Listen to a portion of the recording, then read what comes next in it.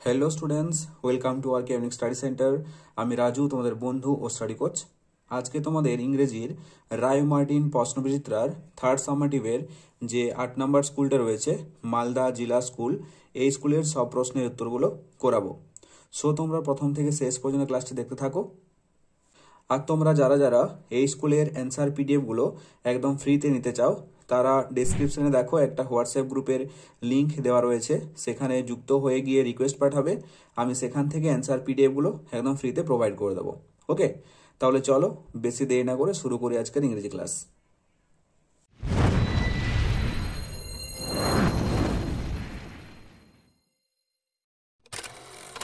দেখো তোমাদের সিনে কি বলেছে, read the following passage and answer the questions given below.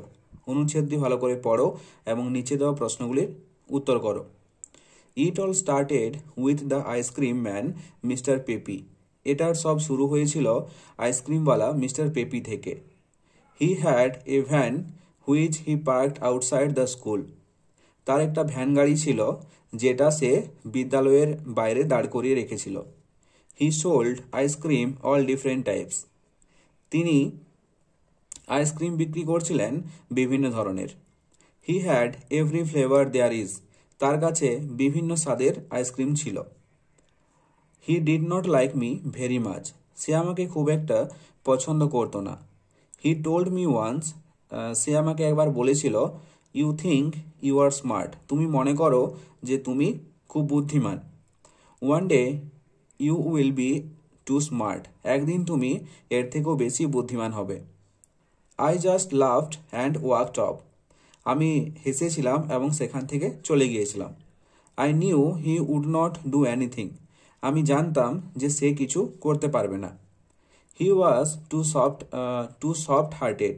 তিনি ছিলেন খুব নরম হৃদয়ের মানুষ। He was always giving free ice cream to kids who had no money. সে সবসময় তাদেরকে সেই বাচ্চাগুলোকে আইসক্রিম দিত যাদের কোনো টাকা থাকতো না। He felt sorry for poor people. তিনি গরিব মানুষদের জন্য দুঃখ পেতেন। There were a lot of stories going round about that ice cream. সেখানে এই আইসক্রিমকে ঘিরে অনেক গল্পই ছড়িয়ে পড়েছিল। People said that it was good for you. মানুষজন বলতো যেটা তোমার পক্ষে খুব ভালো। Some kids said that it made you better when you were sick. কিছু বাচ্চা বলতো যে যখন তুমি অসুস্থ থাকবে এটা তোমাকে খুব ভালো বা সুস্থ বানিয়ে দেবে। One of the teachers called it happy ice cream. শিক্ষকদের মধ্যে একজন এটাকে হ্যাপি আইসক্রিম বলে ডাকতো। I didn't believe it. আমি এটাকে বিশ্বাস করি না। It never made me happy. এটা কখনোই আমাকে খুশি করতে পারবে না। অল দ্য সেম, তবুও there was something strange about it. সেখানে কিছু অদ্ভুত ঘটনা ঘটেছিল। There was a kid at school who had a long nose. বিদ্যালয়ে একটা ছেলে ছিল যার নাকটা খুব লম্বা ছিল। When he blew it you could hear it a mile away. যখন সে এটাতে ফুঁক দিত তখন অনেক দূর থেকে তা শোনা যেত। Peppy felt sorry for him. Peppy তার জন্য দুঃখ পেতেন। He gave him a small green ice cream every morning. তিনি, এখানে তিনি বলতে মিস্টার পেপিকে বোঝানো হয়েছে। তিনি একটা ছোট্ট আইসক্রিম দিত, ছোট্ট সবুজ আইসক্রিম দিত প্রতিদিন সকালে, ফর নাথিং, বিনামূল্যে। You won't believed what happened. তুমি বিশ্বাস করবে না যে কি ঘটনা ঘটেছিল। His nose began to grow smaller. তার নাকটা আস্তে আস্তে ছোট হতে শুরু করেছিল। Every day it grew a bit smaller. প্রতিদিন একটু একটু করে ছোট হচ্ছিল। In the end it was just a normal nose. অবশেষে এই নাকটা একটা সাধারণ নাকে পরিণত হয়েছিল। When it was the right size, peppy stopped giving him the green ice creams. যখন তার নাকটা সঠিক মাপের হয়েছিল তখন পেপি তাকে সবুজ আইসক্রিম দেওয়া বন্ধ করে দিয়েছিল। He gave a purple ice cream to a boy with pimples and his pimples were cured. তিনি একটা বেগুনি রঙের আইসক্রিম দিত একটা ছেলেকে উইথ পিম্পলস, যার মুখে কি ছিল, ফোড়া ছিল। And his pimples were cured, এবং কি হয়েছিল, আইসক্রিম খেয়ে তার পিম্পলস অর্থাৎ ফোড়াগুলো ভালো হয়ে গিয়েছিল। ওকে, তাহলে এটা ছিল তোমাদের সিন। এরপর দেখো প্রশ্নগুলো কি বলেছে। Choose the correct alternatives to feel in the blanks, সঠিক বিকল্পটি বেছে নিয়ে শূন্যস্থানগুলি পূরণ করো। তাহলে একটা দেখো, mister Peppi had dash flavours of ice cream. পেপির কাছে অনেক ধরনের অনেক স্বাদের আইসক্রিম ছিল, তাই না? তাহলে এটা হবে many. Mister Peppi had many flavours of ice cream. দুইটা দেখো, the ice cream man placed the van. আইসক্রিমওয়ালা কোথায় তার ভ্যান গাড়িটা রেখেছিল? কোথায় রেখেছিল? এটা হবে আউটসাইড দ্য স্কুল, স্কুলের বাইরে। তিনটা দেখো, the narrator dash the ice cream man. কথক আইসক্রিমওয়ালাকে কি করতো? এটা হবে অ্যাভয়েডেড, তাকে এড়িয়ে চলতো। বিয়েটা দেখো, অ্যান্সার দ্য ফলোয়িং কোশ্চেন্স, নিচের প্রশ্নগুলির উত্তর দাও। একাধিকের প্রশ্নটা কি আছে? What was the name of the ice cream man. আইসক্রিমওয়ালার নাম কি ছিল? তাহলে আমরা সকলেই পড়ার সময় দেখেছি যে তার নাম ছিল মিস্টার পেপি। তাহলে উত্তরটা হবে দেখো, the name of the ice cream man was mister Peppi. আইসক্রিমওয়ালার নাম কি ছিল? Mister Peppi. ওকে,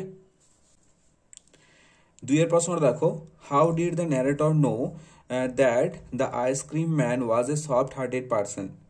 কথক কি করে বুঝতে পেরেছিল যে আইসক্রিমওয়ালা নরম হৃদয়ের মানুষ? তাহলে উত্তরটা দেখো,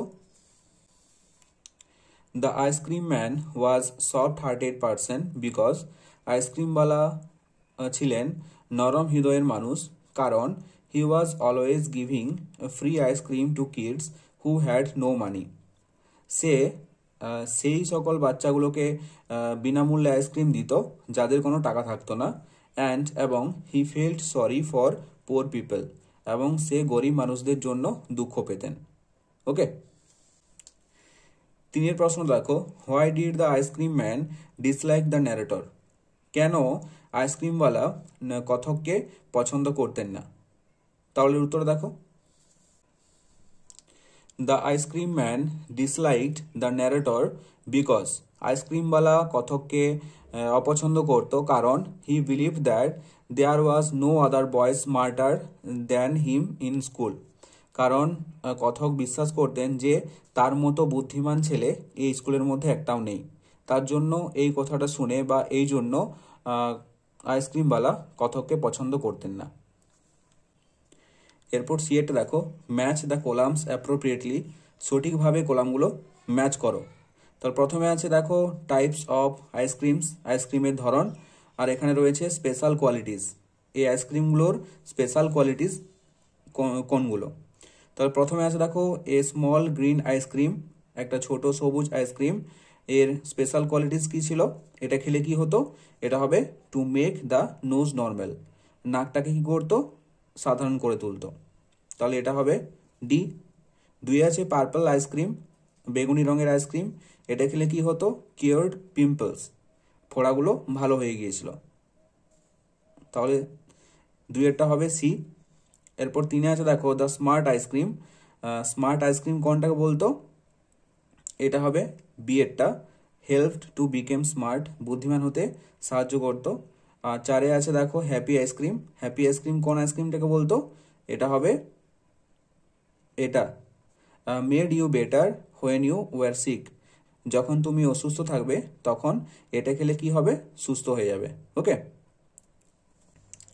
এরপর দেখো দুইয়ে বলেছে read the poem carefully and answer the questions given below. কবিতাটি ভালো করে পড়ো এবং নিচে দেওয়া প্রশ্নগুলির উত্তর করো। তাহলে দেখো কবিতাটা পড়তে শুরু করি।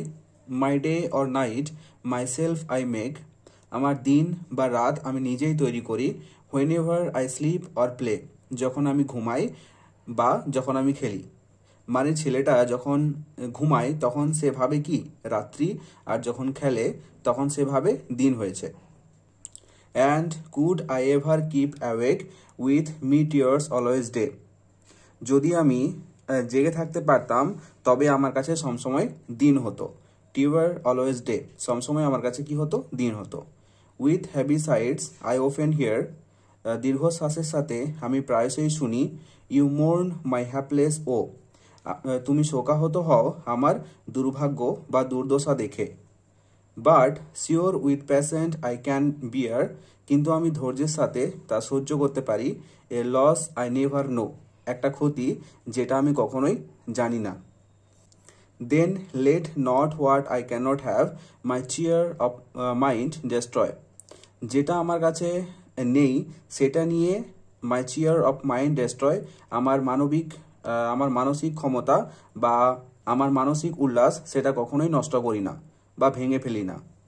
ওয়াইলস্ট thus I sing I am a king, যখনই আমি গান গাই তখনই আমি রাজা।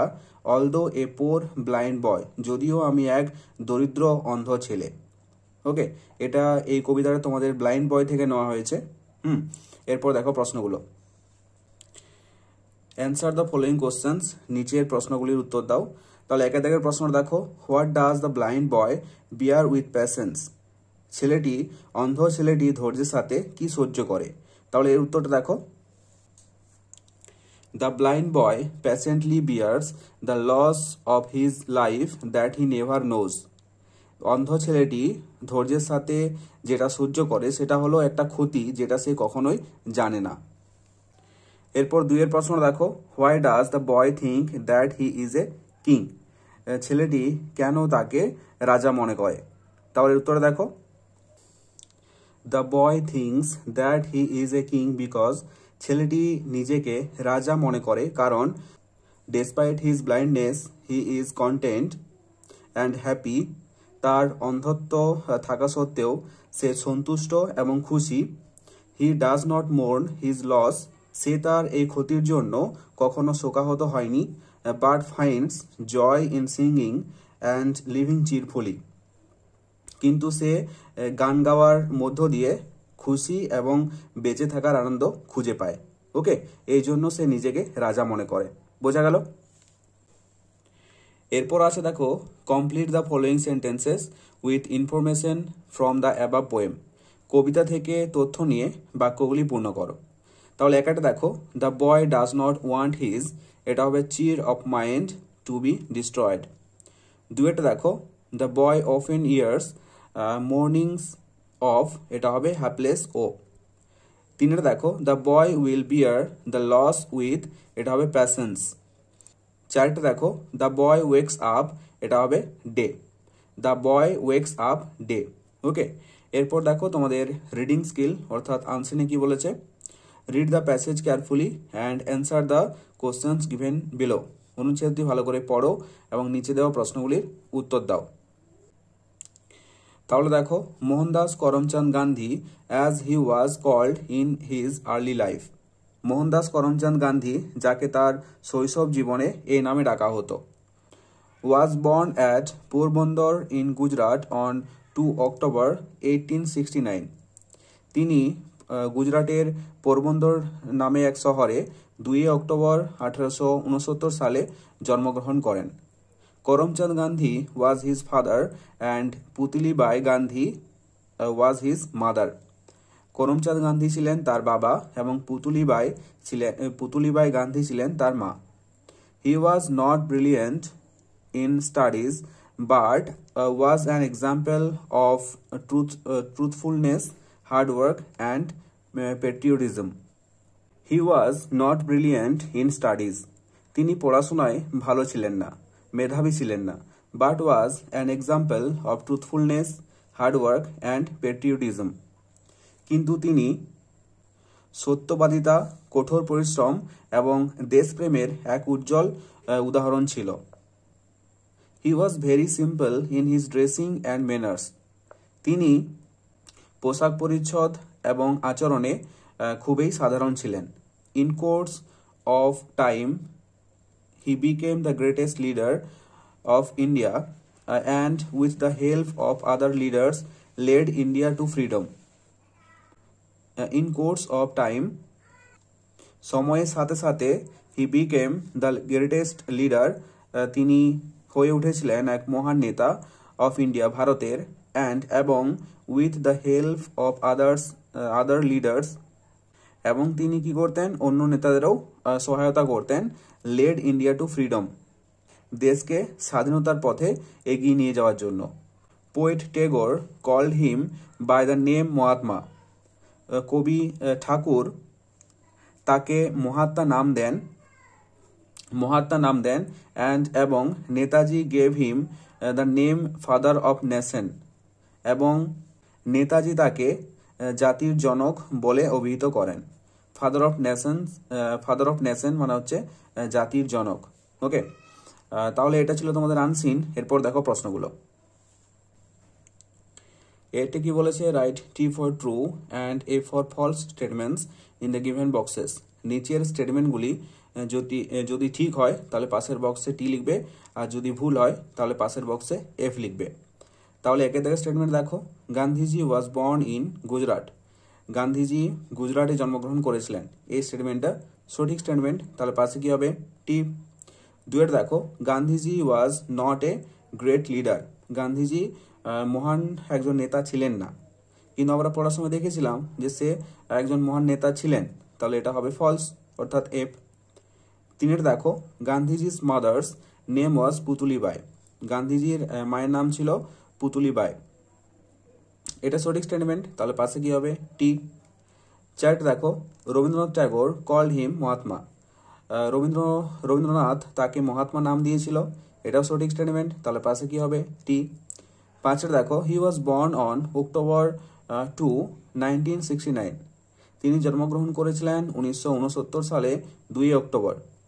এটা কিন্তু সম্পূর্ণ ভুল স্টেটমেন্ট, কারণ আমরা আনসিনটা পড়ার সময় দেখেছিলাম যে তার জন্মসালটা হচ্ছে 1869, কিন্তু এখানে বলেছে 1969, তাহলে এটা হবে ভুল স্টেটমেন্ট, তাহলে এফ। ওকে, বিএটি কি বলেছে? Answer the following questions each in complete sentences. নিচের প্রশ্নগুলির পূর্ণবাক্যে উত্তর দাও। তাহলে একে দাগের প্রশ্ন দেখো, how was Mahatma as a student. Mahatma ছাত্র হিসাবে কীরকম ছিল? তাহলে উত্তর দেখো, as a student Mahatma was not brilliant in studies. ছাত্র হিসাবে মহাত্মা পড়াতে খুব মেধাবী ছিলেন না। ওকে, এরপর 2 দাগের প্রশ্ন দেখো, what was the full name of Mahatma. মহাত্মার পুরো নাম কি ছিল?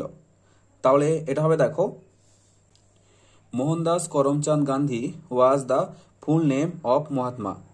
তাহলে মহাত্মার পুরো নাম কি ছিল? মোহনদাস করমচাঁদ গান্ধী।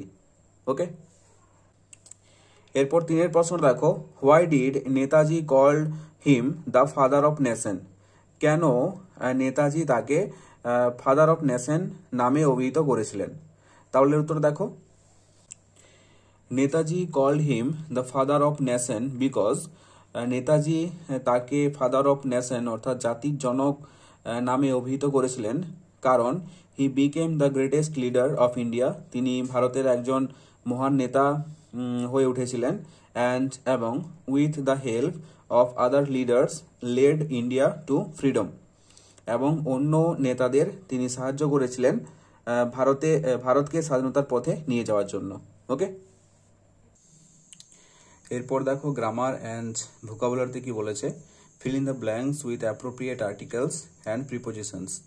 অ্যাপ্রোপ্রিয়েট আর্টিকেলস এবং প্রিপোজিশনস শূন্যস্থানগুলিতে বসাও। তাহলে 8 দেখো, she arrived dash hour late. এটা হবে she arrived an hour late. এখানে অ্যান কেন বসলো বলো তো? কারণ শূন্যস্থানের পরে যে ওয়ার্ডটা রয়েছে তার ফার্স্ট লেটারটা কি আছে? কনসোনেন্ট, তার জন্য এখানে অ্যান হয়েছে। তারপর 2 দেখো, he is dash best boy in the class. সে ক্লাসের সবচেয়ে ভালো ছাত্র। দেখো, দ্য বেস্ট, ক্লাসের মধ্যে বেস্ট একজনই হয়, তাই না? তার জন্য এখানে হয়েছে দা। 3 দেখো, distribute the sweets dash students. এটা হয়েছে distribute the sweets among students. এখানে বলেছে যে মিষ্টিগুলো ছাত্রদের মধ্যে ভাগ করে দাও বা বিলিয়ে দাও, তার জন্য এখানে হয়েছে অ্যামং, কারণ এখানে অনেকগুলো স্টুডেন্টকে বোঝানো হয়েছে, তাই না? তাহলে যদি এখানে 2 জন থাকতো তাহলে এখানে হতো কি? বিটুইন, মাথায় রাখবে, ঠিক আছে? পাশের দেখো, fill in the blanks with appropriate forms of the verbs given in the brackets. বন্ধনীর থেকে সঠিক ভার্ব ফর্মগুলো নিয়ে শূন্যস্থানে বসাতে হবে। একটা দেখো, neither red nor green dash allowed. এটা হবে neither red nor green is allowed. এখানে is কেন বসলো বলো তো? কারণ দেখো এই সেন্টেন্সটা পাস্ট টেন্সও বোঝাচ্ছে না আবার ফিউচার টেন্সও বোঝাচ্ছে না, তার জন্য এখানে ইজ হয়েছে। ইজ কিসের উপরে ডিপেন্ড করে হয়? এখানে দেখো দুটো সাবজেক্ট রয়েছে, একটা হচ্ছে রেড আর একটা হচ্ছে গ্রিন। শেষে যে সাবজেক্টটা থাকবে সেই সাবজেক্টটা যদি সিঙ্গুলার হয় তাহলে ইজ, আর যদি প্লুরাল হয় তাহলে আর। ওকে, আর যদি এটা পাস্ট টেন্সে থাকতো সেন্টেন্সটা তাহলে ওয়াজ বা ওয়্যার বসতো। বোঝা গেল? ডুয়েট দেখো, you should dash English properly. এটা হবে you should learn English properly. Learn এর ভার্ব ফর্ম কি হবে? লার্ন।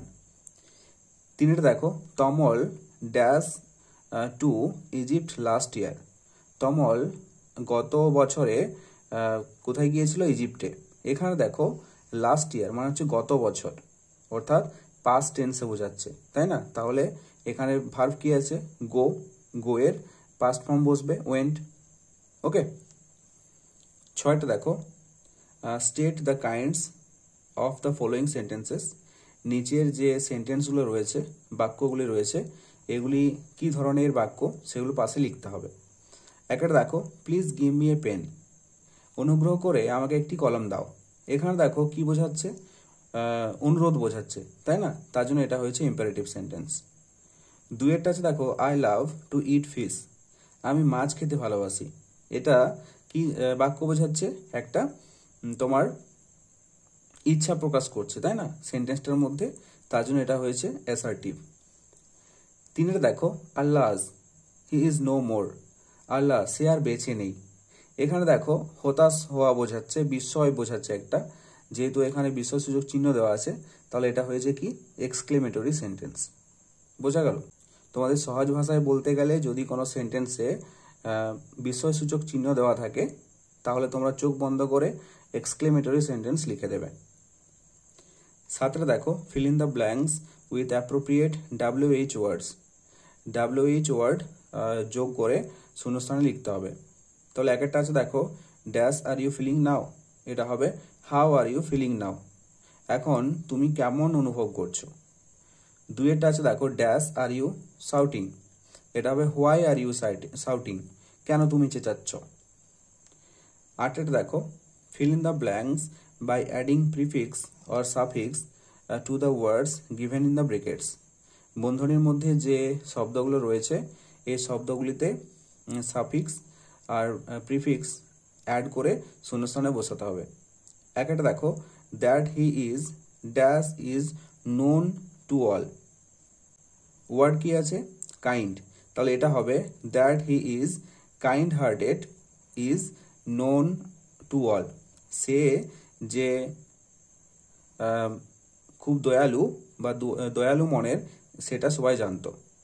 দুয়েটা দেখো, you must be dash about your homework. এখানে ওয়ার্ড কি দেওয়া আছে? কেয়ার। তাহলে এটা হবে you must be careful about your homework. তোমার বাড়ির কাজের প্রতি সাবধান হওয়া দরকার। ওকে, তাহলে এটা কি অ্যাড হয়েছে? সাফিক্স। আর এটাতে কি হয়েছে? এটাও সাফিক্স অ্যাড হয়েছে।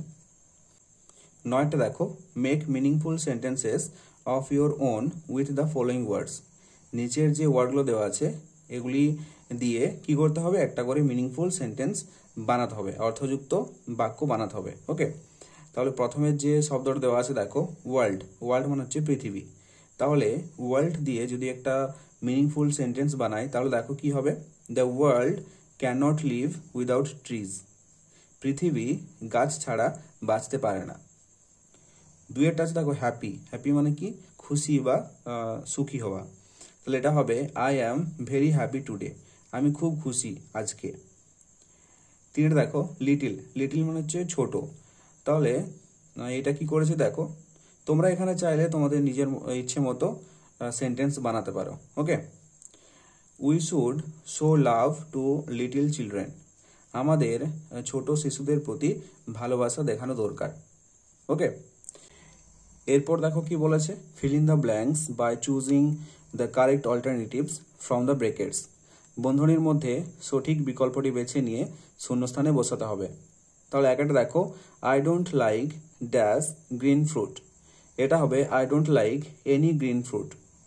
দুইটা দেখো, she gave me dash good advice, এটা হবে she gave me some good advice, সে আমাকে কিছু ভালো উপদেশ দিয়েছিল। এরপর 11টা দেখো কি বলেছে, translate the following sentences into English. নিচে যে বাংলা বাক্যগুলি দেওয়া আছে এগুলিকে কি করতে হবে, ইংরেজিতে ট্রান্সলেট করতে হবে। ওকে, তাহলে দেখো আমি খাতাতে করে দিয়েছি। দেখো প্রথমের বাংলা বাক্যটা কি আছে, আকাশে মেঘ ছিল না, এটা কি হবে, there was no cloud in the sky. দুইয়ের বাক্যটা আছে দেখো, তখন বৃষ্টি পড়ছিল, এটা হবে ইট ওয়াজ রেইনিং দেন। তিনেরটা কি আছে, সে আগামীকাল কলকাতা যাবে, এখানে সের ইংরেজি কি হি, আগামীকাল মানে হচ্ছে কি ফিউচার টেন্স বোঝাচ্ছে, তার জন্য হয়েছে will. He will go to, কোথায় যাবে, কলকাতা, তাহলে কলকাতা কখন যাবে, আগামীকাল, তাহলে tomorrow, he will go to Kolkata tomorrow. Okay, এরপর দেখো, fill in the blanks with proper linkers. এখানে কিছু লিঙ্কার ওয়ার্ড দেওয়া আছে ব্র্যাকেটের মধ্যে, সেগুলি বেছে নিয়ে শূন্যস্থানে বসাতে হবে।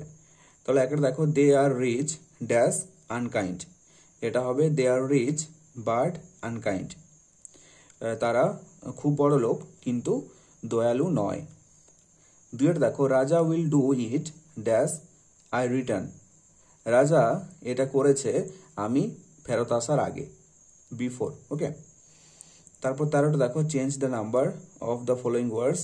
নিচের যে ওয়ার্ডগুলো দেওয়া আছে এগুলি কি করতে হবে, নাম্বার চেঞ্জ করতে হবে।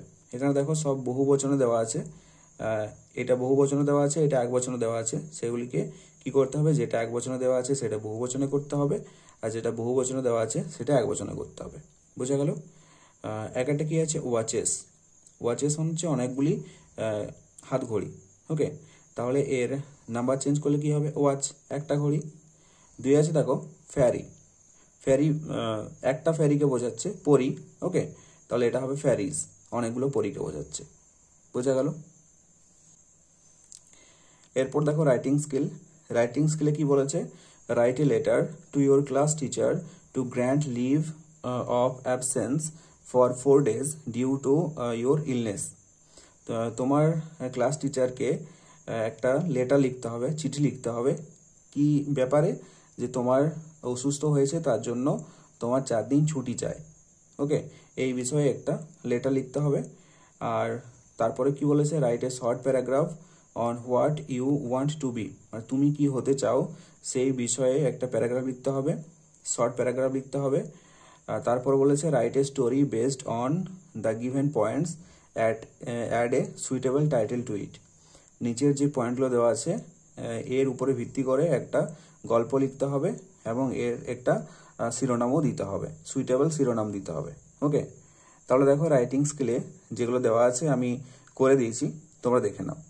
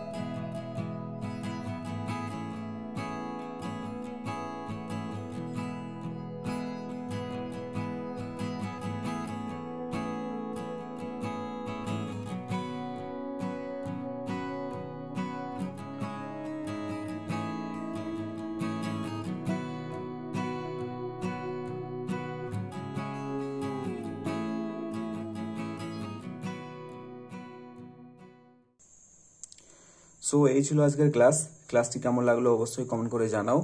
আর যদি ভালো লেগে থাকে তাহলে অবশ্যই একটি লাইক করে দিও। আর ছোট্ট বন্ধুরা, তোমরা যদি আমার চ্যানেলে নতুন হয়ে থাকো তাহলে অবশ্যই সাবস্ক্রাইব করে পাশে থাকা বেল আইকনকে প্রেস করে রাখো। আর যারা অলরেডি সাবস্ক্রাইব করে নিয়েছো তাদেরকে অসংখ্য ধন্যবাদ। চলো দেখা হচ্ছে নেক্সট কোনো ইংরেজি ক্লাসে। ততক্ষণ পর্যন্ত বাই বাই, টেক কেয়ার।